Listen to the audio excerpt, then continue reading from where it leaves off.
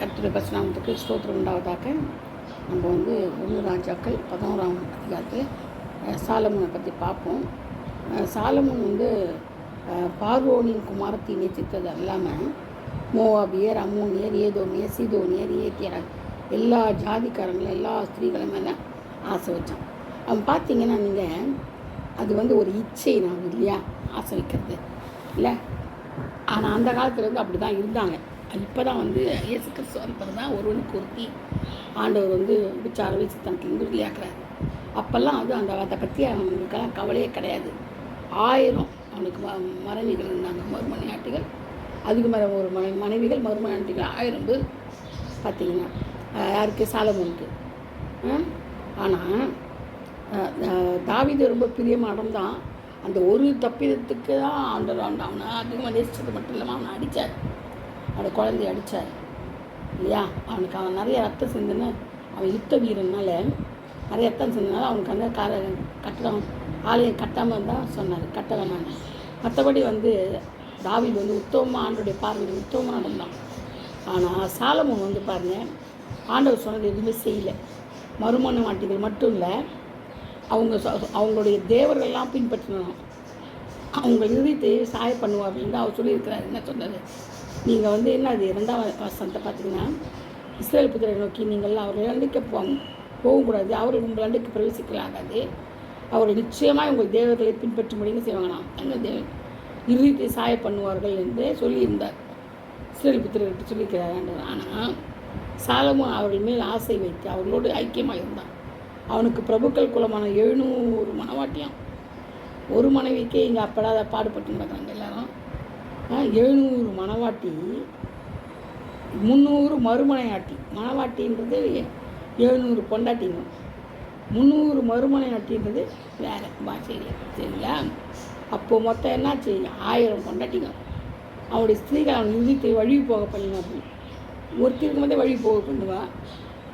சிம்சோனுக்கு செய்யலையா, என்னாச்சியா ஒருத்தி தெரியல் பண்ண வேலை. ஆனால் இவங்க என்னாச்சுங்க 1000 பேர். அப்போ மனமடிவு பண்ண என்ன பண்ணுவாங்க, மன வழிக்கு போவாங்க, செய்யாமல் என்ன செய்வாங்க, அவங்க என்ன செய்கிறாங்க, அந்நிய தேவரில் அவங்க பின்பற்றுறாங்க. அதனால் என்ன பண்ணாங்க, அவனையும் அது பின்பற்றுறதுக்கு செய்தாங்க. அவன் வந்து ஆண்டவர் என்ன சொல்கிறாரு, தாவீதின் இறுதியத்தை போல தன் தேவனாக கர்த்தரோட யுத்தமாக இருக்கவில்லை. அவன் இறுதியும் தாவீது இறுதியை போல் இல்லைன்றார். அதே மாதிரி அருவருப்பாகிய அம்மோனியர் அஸ்தரோத்து, அம்மோனியர் அருவருப்பாகிய மீல்கோமையும் பின்பற்றினான்.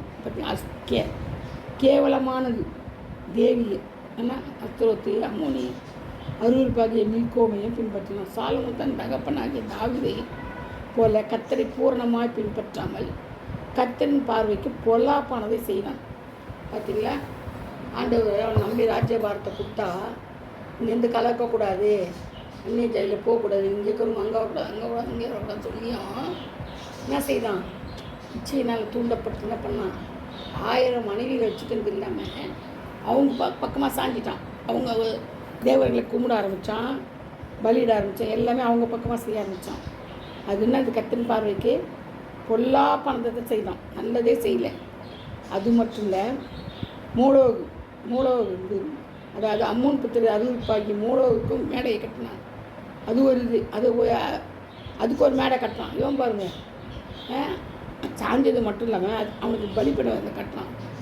ஸ்திரீகள் எல்லாருக்காகவும் செய்தாமா, தேவர்கள் புத்தகம் கட்டி பலிடுகிற அந்நிய ஜாதியாரான தன் ஸ்திரீகள் எல்லாருக்காகவும் வந்து செய்கிறாரு, பலிப்படம் கட்டுறாரு. எவ்வளோ சொகுசு பாருங்க. பார்த்தீங்களா தாவீதோட கதியை. 2 விசை தரிசனமாகி அந்நிய தேவர்களை பின்பற்ற வேண்டாம் என்று கட்டளையிட்டு இருந்தோம். அவன் கத்தரை விட்டு தன் இறுதித்தை திருப்பி இஸ்ரவேலின் தேவனாகிய கர்த்தர் சாலமோனுக்கு 2 விசை தரிசனமானார். அப்படி செஞ்ச கூட அவனுக்கு பரிதாபம் பார்த்து என்ன சொல்கிறார், ஆண்டவர் 2 இந்த அவங்ககிட்ட தரிசனமாகி செய்யாத, அருவருப்பு செய்யாத, அந்நிய தேவர்களை பின்பற்றாதன்னு சொன்னால் அவன் அதை பட்டு என்ன செய்யலாம், அந்த இறுதித்தை திருப்பவே இல்லை. அவர் கற்பித்ததை கை கொள்ளாமல் என்ன பண்ணுறான் பார்த்தீங்களா, கர்த்தர் அவன் மேல் கோபமானார். ஆகையால் கர்த்தர் சாலமோனை நோக்கி, நான் உனக்கு கட்டளை என் உடன்படிக்கையின் கட்டளை நீ கை கொள்ளாமல் போனபடி நல்லா செய்வாராம். ராஜ்யபாரத்தை பிடுங்குவன்ட்டார், பிடிங்கி உன் ஊழியக்காரன் தான் கொடுப்பேன். அது மட்டும் இல்லை, தகப்பன தாவீதை இருந்து நான் நாட்களை செய்வதில்லை, குமாரன் நாட்களை அதை பிடுங்குவேன் நான் சொல்லியிருந்தேன்.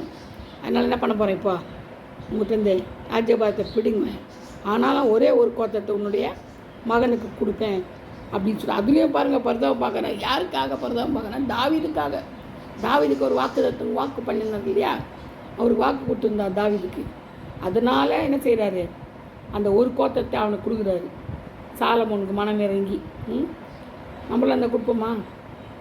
அப்பயே எரிச்சு போட்டுருக்கோம் நம்ம. எனக்கு விரோதமாக செய்கிறியா, எனக்கு விரோதமாக கும்பிட்றியா, அப்படியே எழுந்து போ சாம்பல் ஆகுன்னு சொல்லிட்டு என்ன பண்ணுவோம், பத்மமாக போயிருப்போம். ஆனால் ஆண்டவர் என்ன செய்கிறார் பாருங்க, இறக்கமா தாவீது நிமித்தம் என்ன செய்கிறார், அவனுக்கு மனம் இறங்கி அது ஒரே ஒரு கோத்திரத்தை கொடுக்குறாரு. ஆனால் மீதி 10 கோத்திரத்தை அவனுடைய வேலைக்காரனுக்கு கொடுத்துட்றாரு. பாருங்கள் எவ்வளோ ஆண்டவர் ஆண்டவர் கோபம் ஊட்டுறதுல அவன் எப்படி இருந்தான் பார்த்தீங்களா.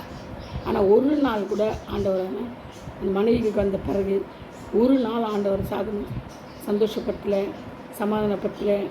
என்ன செய்தான், நிந்தையும் அவமானத்தையும் ஆண்டவர் கொண்டு வந்தான். மற்றொரு முழு சாட்சியாக இல்லாமல் அவன் என்ன செய்தான், பயங்கரமான ஆளாக இருந்தான். அருவருப்பெல்லாம் செய்தான். அவன் கேட்கக்கூடாது அந்த பலிப்படத்தெலாம் கட்டி கேவலமானதெல்லாம் அவன் செய்தான். இதனால என்ன செய்யும், அவனுக்கு நல்லதாக நடந்துக்கும், நல்லது நடக்காது.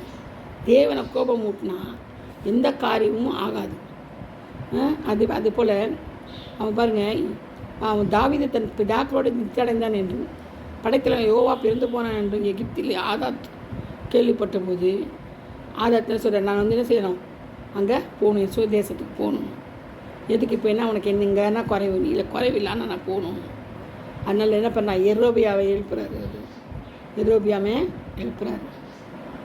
எரோபியாமே சாலமோட ஊழியக்காரனும் ராஜாவுக்கு விதமாக கையெடுத்தான். அவனுடைய தாய் செருபால் என்று பேர் ஒரு விதவை. அவனை எழுப்புனார், எரோபியாமே எழுப்புறாரு ஆண்டவர். அவன் எப்படி பராக்கிரமசாலியான், எரோபியாமையார் பராக்கிரமசாலியான், காரிய சமத்தனான வாலிபன். சாலமோனு கண்டு யோசேப்பு வம்சத்தாரின் காரியத்திலெல்லாம் அவன் விசாரிப்பை கொடுத்துருந்தான். எரோபியாம் எருசலேமிலிருந்து வெளியே போகிற போது சீலோனில் அக்யா என்னும் தீர்க்கதரிசி புது சால்வி அவன் மேலே போடுறான், அவனை கனம் பண்ணுறதுக்கு. அது மட்டும் இல்லை, அவன் என்ன செய்யறான், 12 கிழிக்கிறான் சால்வியை. கிழிச்சு 10 சால்வியை அவங்ககிட்ட கொடுத்துட்டு மீதி என்ன செய்கிறாரு, எடுத்து கிழிச்சு உனக்கு 10 கோத்திரங்களை கொடுப்பேன்னு சொல்கிறார் ஆண்டவர். 10 கோத்திரம் இவனுக்கு எரோபியாமுக்கு, தாசனான் தாவீதுக்கு அவன் மேலே இது பண்ணதுனால ஒரு கோத்திரம் அவனுக்கு அப்படின்னு சொல்லி என்ன செய்கிறாரு, கொடுக்குறாரு. அதனால் அவர்கள் என்னை விட்டு சீதோனிய தேவியாகிய அஸ்திரத்தையும் மோவாபின் தேவனாகிய காமோத்தையும் அம்மோன் புத்திரன் தேவனாகிய மீகாமை பணிந்து கொண்டு அவன் தகப்பனாக தாவீதை போல் பார்வைக்கு செம்மையாக இருக்கிறதை செய்யவும் என் கட்டளைகளை நியாயங்களை கைக்கொள்ளவும் அவர்கள் வழிகள் நடவாமல் போனபடியால் அப்படி செய்வேன். பார்த்தீங்களா. ஆனாலும் என்ன செய்கிறார், இறக்கப்பட்டு மொத்தத்தை எடுக்க மாட்டேன், தாவீதின் உயிரோடு இருக்கிற நாளெல்லாம் அவன் சாலமோன் இருக்கிற நாளெல்லாம் அவன் என்ன செய்கிறான், அதிகாரியாக வேப்பேன்றார். இது என்ன தெரியுது நமக்குன்னா, ஆண்டவர்கிட்ட கட்டளையும் கற்பனை நம்ம என்ன செய்யணும், கை கொள்ளணும். அவரை கோவப்படக்கூடாது, நம்ம மேலே அருவருப்பு வரக்கூடாது. அவருக்கு எப்போதும் அது ஒரு நல்ல நம்பிக்கையாக இருக்கணும் நம்ம அவருக்கு. ஏன்னா அவருடைய சிந்தனையை நம்ம கெடுக்கக்கூடாது. நமக்கு எவ்வளோ செய்கிறாங்க, எவ்வளோ உதவி பண்ணுறாங்க, எவ்வளோ நம்மளை உயிராக நினைக்கிறாங்க. நம்ம என்ன செய்யணும், அவரை நம்ம தெய்வமாக கொண்டிருக்கிற ஜனங்கள் பாக்கியம். அதனால் என்ன பண்ணணுமோ, அவரை தான் தெய்வமாக கொண்டிருக்கோம். மற்ற தேவர்களை பின்பற்றவே கூடாது. என்ன காரியங்கள் ஆனாலும் அந்நிய தேவர்களை பின்பற்றக்கூடாது. நம்ம ஃப்ரெண்ட்ஸுங்க நம்மளை கூப்பிட்டாலும் சரி, நம்முடைய மனைவி கூப்பிட்டாலும், கணவர் கூப்பிட்டாலும், பிள்ளையை கூப்பிட்டாலும் அந்நிய தேவர்களை பக்கமே திரும்பக்கூடாது. ஏன்னா அது தேவனுக்கு விரோதமான காரியம். அதனால் இந்த வெங்கடா எரோபியாவை 10 கோத்திரத்துக்கு போயிட போகிறான் அப்படின்னு சொல்லிட்டு சாலமோன் அவனை கொல்றதுக்கு என்ன செய்யறான், வகை தேடுறான். எரோபியாம் எழுந்து எகிப்துக்கு போயிடறான். எகிப்து சீஷாக்கன் எகிப்து ராஜா இடத்துல ஓடி போய் சாலமோன் மரணம் அடைமளவும் அங்கே இருக்கிறான். 40 வருஷம் சாலமோனு எருசலேமில் அரசாடுறான். பார்த்தீங்களா, என்ன பிரயோஜனம் இருந்தது, ஒரு பிரயோஜனம் இல்லை. ஆனால் அந்த ஸ்தானத்தில் என்ன பண்ணுறான், அவன் சத்த பிறகு தன் தகப்பனாக தாவீதை ஆரம்பம் பண்ண பிறகு அவன் குமாரனாகிய ரெகோபயாம் அவன் தான் எரோபியாம் தான் வேலைக்காரன். ரெகோபயாம் என்ன செய்கிறான், அவன் ஸ்தானத்தில் ராஜாவாக வரான், பிள்ளைக்காரன். ஒரு கோத்திரத்துக்கு ஒரே ஒரு கோத்திரத்தை வச்சுட்டு. அவனுக்கு கொடுத்தது 10 கோத்திரம். எரோபயாம் வேறு, ருகபயாம் தான் சாலமோன் மகன். நல்லா ஞாபகம் வச்சுக்கணும் சரியா. அதனால தான் அவன் என்ன செய்கிறான், அவன் எங்கே கொலை செய்ய தேடுறான், சுட்டான்னு செய்யறான், விட்டு ஓடி போய் அங்கே எகிப்தில் இருக்கிறான். கர்த்தர் தானே இந்த காரியங்கள் எல்லாம் கண்ணோக்கி பார்க்குறாரு. அவர் நம்முடைய வழிகள்லாம் சரியாக இருக்குதான்னு பார்ப்பாரு. வழிகள்லாம் எப்படி இருக்குது, உண்மையாக இருக்கிறோமா, கர்த்தருக்கு பிரியமாக இருக்கிறோமா, அவர் கொடுத்த அந்த இதில் நடக்கிறோமா, கட்டளைகளுக்கு கீழ்ப்படுகிறோமா, இதெல்லாம் அவங்க பார்ப்பாங்க, எல்லாத்தையும் கவனிப்பாங்க. அதை கவனித்து அதற்கேற்ற பலனை தான் நம்மளுக்கு தருவாங்க. அதற்குள்ளத பலன் நம்மளுக்கு கிடைக்கும். அதுக்கு மேலே ஆண்டவர் நன்மையான காரியங்களை தருவார். அவருக்கு எப்போவுமே கீழ்ப்படுதல் ரொம்ப முக்கியம். கீழ்ப்படிஞ்சால் ஆண்டவருக்கு ரொம்ப பிரியமான காரியம் தான் கீழ்ப்படியணும். என் மக்கள் என்னை கீழ்ப்படுகிறாங்களே, என் பிள்ளை என்னை கீழ்ப்படுகிறாங்க, அவனுக்கு எல்லாமே செய்யணும். நம்ம பிள்ளை நம்ம கீழ்ப்படியும் போது நமக்கு எவ்வளோ இஷ்டம் வருது குழந்தைங்க மேலே. ஐயோ என் பிள்ளை எவ்வளோ கீழ்ப்படுகிறான், அவனுக்கு இதை வாங்கி தரணும் அதை வாங்கி தரணும். ஆனால் பரமபிதா நம்மளை பற்றி என்ன நினைப்பார், எல்லாம் நம்மளுக்கு கொடுக்கணும்னு அவர் வாஞ்சிப்பார், எல்லாம் நம்மளுக்கு செய்யணும்னு வாஞ்சிக்கிற தேவன். அந்த தேவன் என்ன செய்கிறாரு, சகலத்தையும் நமக்கு கொடுக்குறவர். அவர் காண்கிற தேவன், நமக்கு செவி மடக்கிற தேவன் இல்லையா. அதனால் நம்ம அடுத்து தப்பிக்கவே முடியாது. கண்களுக்கு மறைவாக ஒன்றுமே இல்லை. நீ பாதாளத்தில் போனாலும் நான் அங்கே இருப்பேன், எங்கே போனாலும் சரி அங்கே எங்கே இருப்பார் ஆண்டவர், நம்ம கூட இருப்பார், நம்ம வீட்டுக்குள்ளே இருப்பார், நமக்குள்ளே நான் வாசம் பண்ணுவேன். நீயே என்னுடைய ஆலயம்ன்றது. நம்ம தான் யாருடைய ஆலயம், தேவனுடைய ஆலயம். ஆனால் தப்பிக்க முடியுமா, தப்பிக்கவே முடியாது. ஒவ்வொரு நிமிஷம் நம்ம என்ன பண்ணோம், கர்த்தரோடு சேர்ந்து கர்த்தருக்கு பிரியமாக நம்ம நடந்து நம்ம காரியத்தை வாய்க்க பண்ணுவோம். பரலோக ராஜ்யத்துக்கு சமீபமாக நம்ம போகணும். பரலோக ராஜ்யத்துக்குள் பிரவேசிக்க நம்ம என்ன செய்யணும், ஆண்டவரோடு சேர்ந்து நடக்கணும், அவருடைய அடிச்சூடு பின்பற்றி நடக்கணும். கர்த்தர் தாம் இந்த வார்த்தைகளை ஆசீர்வதிப்பாராக, பாதுகாப்பாராக, பரிசுத்தப்படுத்துவாராக. ஆமென். அல்லேலூயா. Praise the lord. God bless you all. Thank you.